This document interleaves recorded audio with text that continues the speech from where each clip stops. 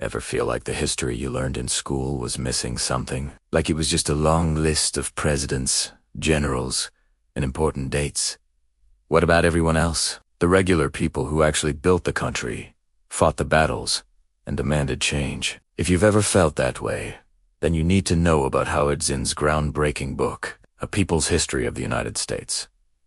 This book doesn't just add a few missing pieces, it flips the entire script on American history. Instead of looking at history from the top, down from the perspective of the powerful and wealthy, Zinn looks at it from the bottom up. He tells America's story through the eyes of the people who are usually left out of the textbooks.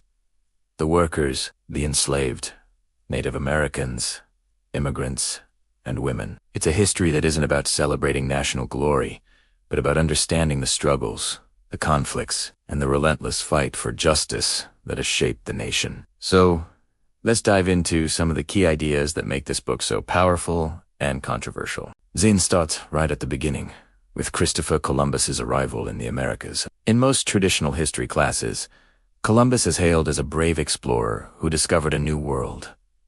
But Zinn asks a crucial question. Discovered for whom? The land was already home to millions of indigenous people with complex societies, rich cultures, and established ways of life.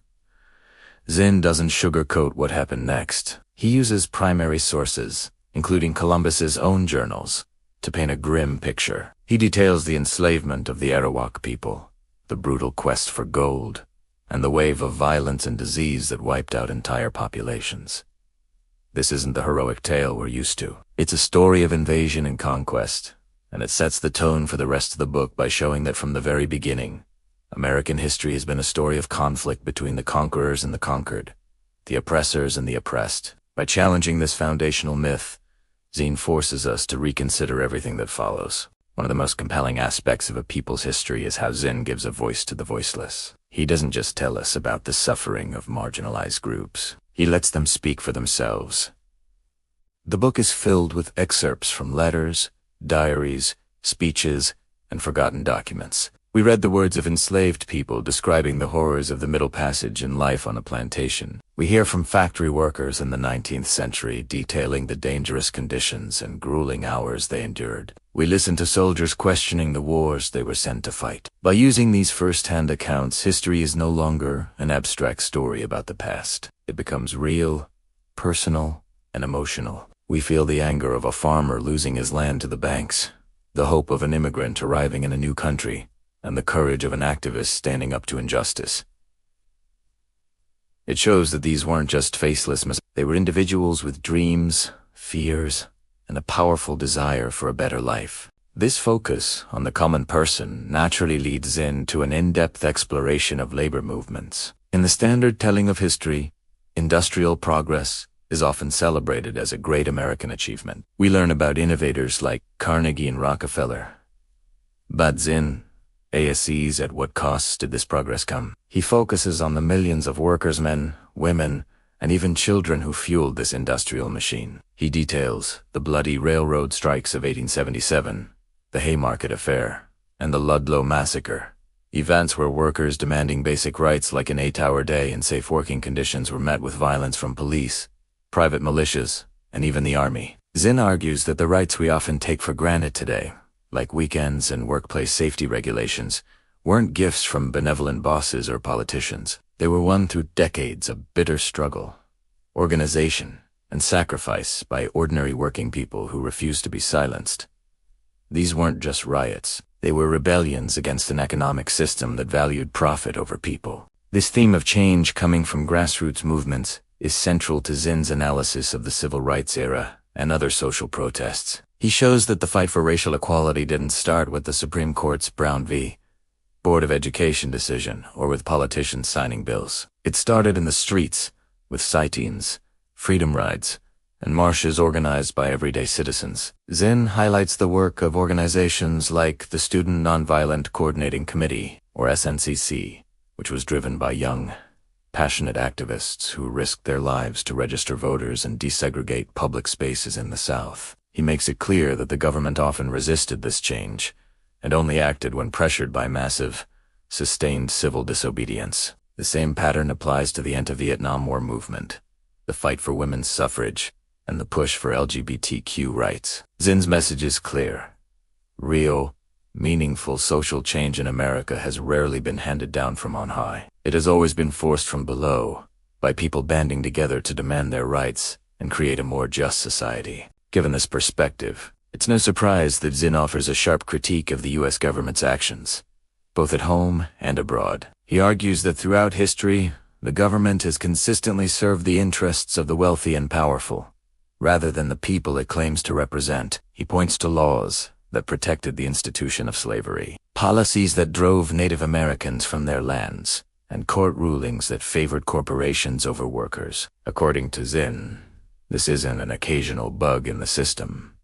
It's a fundamental feature. He suggests that the lofty ideals of the Declaration of Independence, life, liberty, and the pursuit of happiness have always been in conflict with the drive for economic expansion and control. This critique extends powerfully to American foreign policy and war. Zinn questions the official justifications for nearly every major conflict the U.S. has been involved in. Was the Mexican-American War really about manifest destiny? Or was it a land grab to expand slavery? Was the Spanish-American War about liberating Cuba?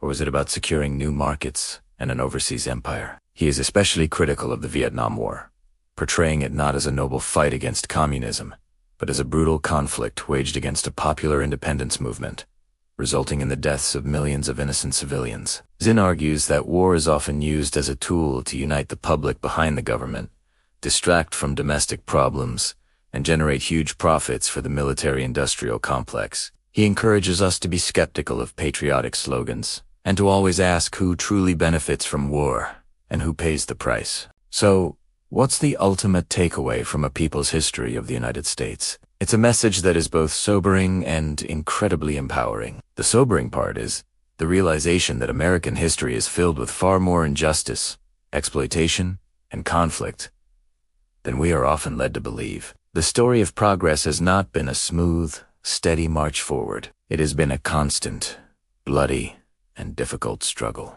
But the empowering part is Zinn has a core belief. Ordinary people have the power to shape history. Change doesn't come from waiting for the right president or the perfect law. It comes from collective action, from solidarity, from people getting organized and demanding a better world. The book is, in essence, a tribute to the dissenters, the rebels, and the troublemakers who dared to challenge the status quo. It reminds us that patriotism isn't blind loyalty to the government. It's loyalty to the ideals of justice and equality.